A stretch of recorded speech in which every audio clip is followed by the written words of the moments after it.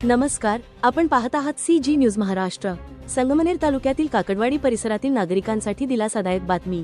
काशियाई माता मंदिराजवळील वळण पुलानजीकच्या रस्त्याची साफसफाई आणि दोन्ही बाजूंच्या साईड पट्ट्यांचे मुरमीकरण अखेर पूर्ण झाले आहे। आमदार अमोल खताळ यांच्या तात्काळ कार्यवाहीमुळे आणि पत्रकार दत्तात्रय घोलप यांच्या सातत्यपूर्ण पाठपुराव्यामुळे हे काम मार्गी लागले। संगमनेर तालुक्यातील काकडवाडी हद्दीतील काशियाई माता मंदिराजवळील वळण पुलानजीकचा रस्ता अनेक दिवसांपासून साफसफाई आणि साईड पट्ट्यांच्या दुरुस्तीच्या प्रतीक्षेत होता।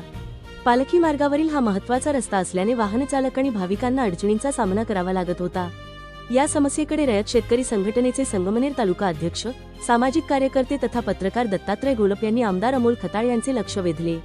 त्यांच्या सातत्यपूर्ण पाठपुराव्यानंतर आमदार अमोल खताळ यांनी तात्काळ संबंधित यंत्रणेला सूचना दिल्या। गुरुवार 2 जुलै 2026 रोजी रस्त्याची साफसफाई आणि दोन्ही बाजूंच्या साईड पट्ट्यांचे मुरमीकरणाचे काम पूर्ण करण्यात आले।